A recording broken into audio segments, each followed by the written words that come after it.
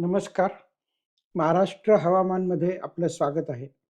मी शेखर करमरकर आणि रेकॉर्ड करतोय ते 29 जुलै 2026 सकाळी. आता जर आपण हे सॅटेलाइट मॅप बघितला, आत्ताचा हा मॅप, तर जी प्रचंड सिस्टीम इथे मध्य भारतात आलेली आहे. म्हणजे आता जर आपल्याला इथे दाखवायचं असेल, तर एवढी मोठी सिस्टीम आहे, की म्हणजे त्याचा आवाका हा अक्षरशः नकाशात सुद्धा मावत नाही एवढा मोठा झालेला आहे.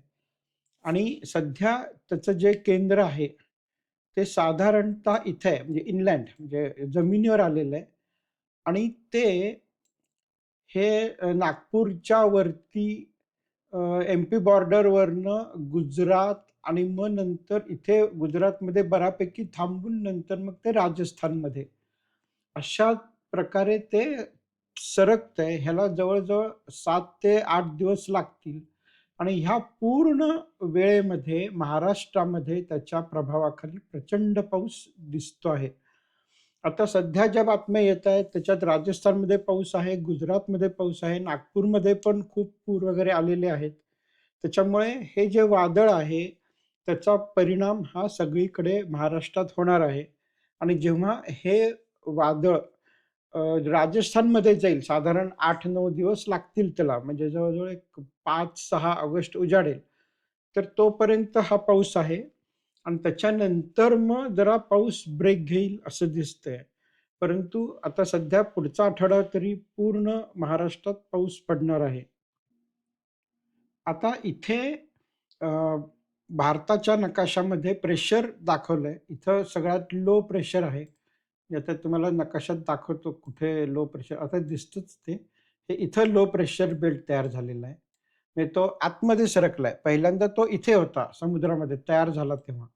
नंतर तो सरकत-सरकत इथे आलाय आणि नंतर आता तो साधारण नागपूर, इंदोर ह्याच्यामध्ये सुरतच्या वरती इथे जाईल आणि नंतर मग तो फिरून राजस्थानपर्यंत जाईल, असं आत्तापर्यंत तरी दिसतंय.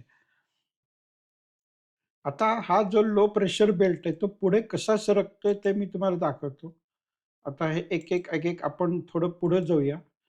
तर तो आता थोडं झूम इन करून दाखवतो. हा नागपूरच्या दिशेने सरकायला लागलेला आहे आणि काही वेळाने तर नागपूर त्याच्या सेंटरला येणार आहे.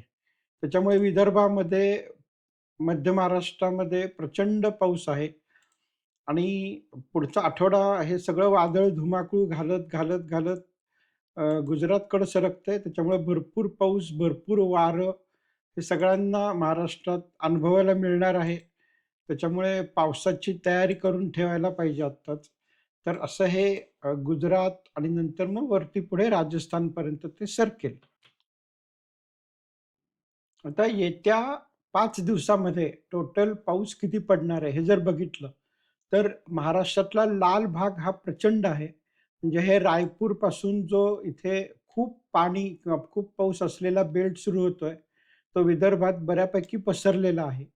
दुसरा जो बेल्ट आहे तो नांदेड आणि संभाजीनगर या भागामध्ये आहे. मोठा बेल्ट आहे, तिथेही भरपूर पाऊस पडणार आहे.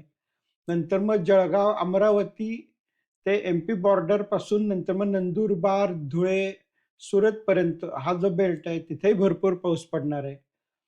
कारण हे जे वादळ आहे, ते सध्या इथून हे साधारणतः वरती म्हणजे एम-पीमधनं गुजरात आणि मग पुढे राजस्थानमध्ये जाईल. त्याच्यामुळे त्याच्या प्रभावाखाली पुढच्या 5 दिवसामध्ये भरपूर पाऊस आहे. मग ह्याच्या खालोखाल जर आपण बघितलं, तर एक बेल्ट तयार झालाय जिथं पाऊस त्या मानाने म्हणजे त्याच्यापेक्षा कमी आहे, पण तरीसुद्धा भरपूर पाऊस आहे. म्हणजे हा जो सगळा भाग आहे, जो साधारणतः ऑरेंज कलरचा दिसतोय ह्याच्यामध्ये, इथून पूर्ण तर हा जो भाग आहे, इथे पण भरपूर पाऊस आहे ह्या पट्ट्यामध्ये म्हणजे साधारण ऑरेंज किंवा पिवळा असा दिसतोय तो. आणि त्याच्या खालचा जो पट्टा आहे, तिथे पाऊस जरा कमी आहे, परंतु तिथेही भरपूर पाऊस आहे. नंतर कोकण घाटमाथ्यावरती तर भरपूर पाऊस आहेच नेहमीप्रमाणे, तो तो हलतच नाहीये. परंतु तसं मुंबईत आता पाऊस कमी आहे बाकीच्यापेक्षा. म्हणजे आता नागपूरकडे किंवा नांदेडकडे जास्त पाऊस मिळेल. कारण हे जे वादळ आहे ते पूर्ण भारतातलं बाष्प म्हणजे वारं आपल्याकडं खेचून घेतंय. त्याच्यामुळे महाराष्ट्रात म्हणजे कदाचित बऱ्याच ठिकाणी पूरसुद्धा येतील, भरपूर पाऊस पडेल. त्याच्यामुळे या सगळ्याची तयारी ठेवायला लागेल आणि वारंही भरपूर असणार आहे या फेजमध्ये. आता आपण झूम इन करून जर बघितलं, तर सातारा जिल्ह्याचा दुष्काळी भाग, सांगली जिल्ह्याचा थोडासा दुष्काळी भाग आणि सोलापूर जिल्ह्याचा काही भाग याच्यामध्ये पाऊस अजूनही दिसत नाहीये. म्हणजे मागं आपण जो दुष्काळी भाग म्हणून दाखवला होता, तो आता ॲक्चुअली कमी होतोय. कारण पाऊस मोठ्या प्रमाणात पसरणार आहे वरती. वरती म्हणजे विदर्भामध्ये आणि मराठवाड्याच्या उत्तर भागामध्ये. परंतु आपलं डिस्टन्स जसं वाढत जाईल, वरनं इकडून जे डिस्टन्स वाढत जाईल, तसा पाऊस कमी होतोय. म्हणजे पावसाचं जे ग्रेडियंट आहे, ते साधारणतः असं पडतंय. म्हणजे इकडं वरती पाऊस जास्त आहे, मग कमी आहे, मग त्याच्याहून कमी आहे आणि इथं पोहोचेपर्यंत तो जवळ नाहीच अशा लेव्हलला आलाय. आणि इकडे घाटमाथ्यावरनं इकडनं अरबी समुद्राकडनं येणारा जो पाऊस आहे, त्याच्या प्रभावाखाली कोकणात आहे. घाटमाथ्यावर कोकणापेक्षा कमी आहे, परंतु व्यवस्थित पाऊस आहे.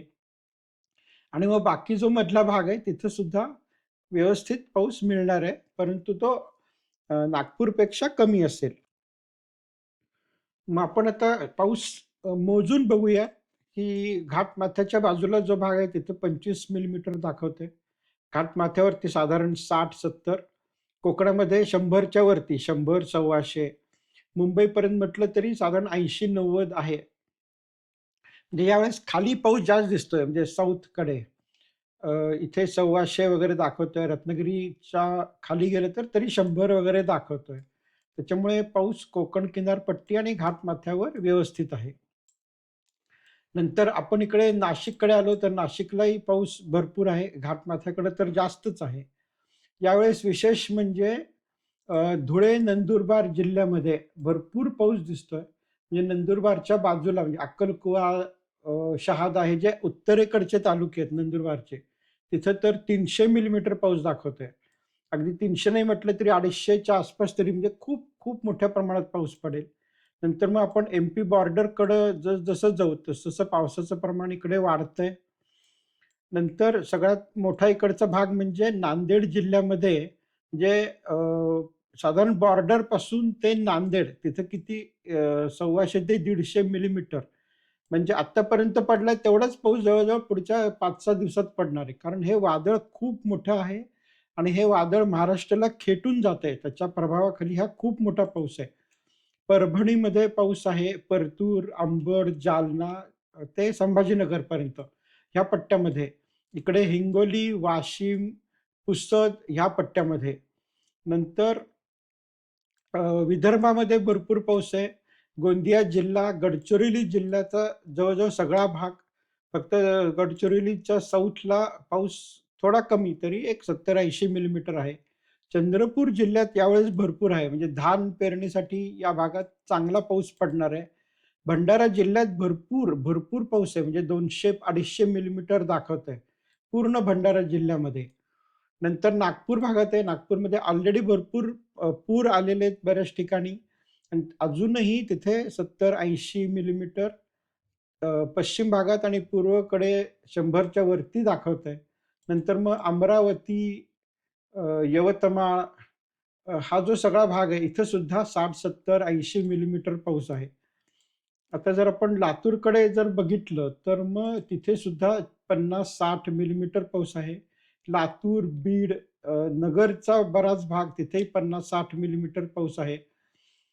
नगरचा जो इकडचा म्हणजे घाटाकडचा भाग आहे, तिथे मात्र थोडा कमी आहे इथे. परंतु जसजसा घाट येईल तसं पुन्हा पाऊस 60-70 मिलीमीटर आहे.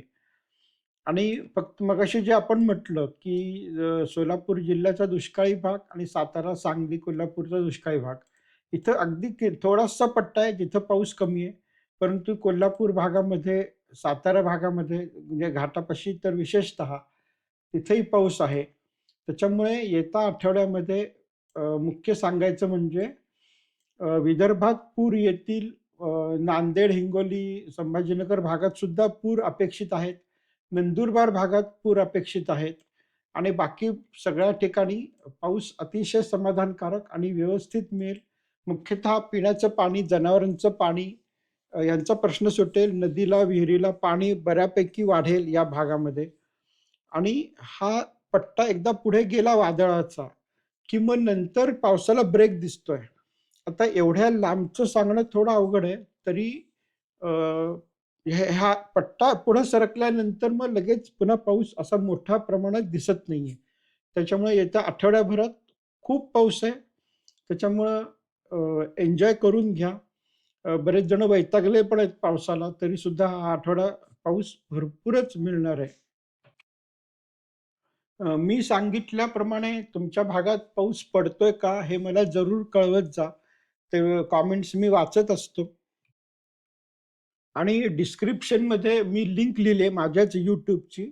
त्याच्यामध्ये windy.com हे ॲप कसं वापरायचं आणि त्याच्यामध्ये आपल्या गावात येणारा पाऊस, वारं, तापमान हे कसं बघायचं, हे व्यवस्थित समजावून सांगितलंय. त्याचा जरूर फायदा करून घ्या.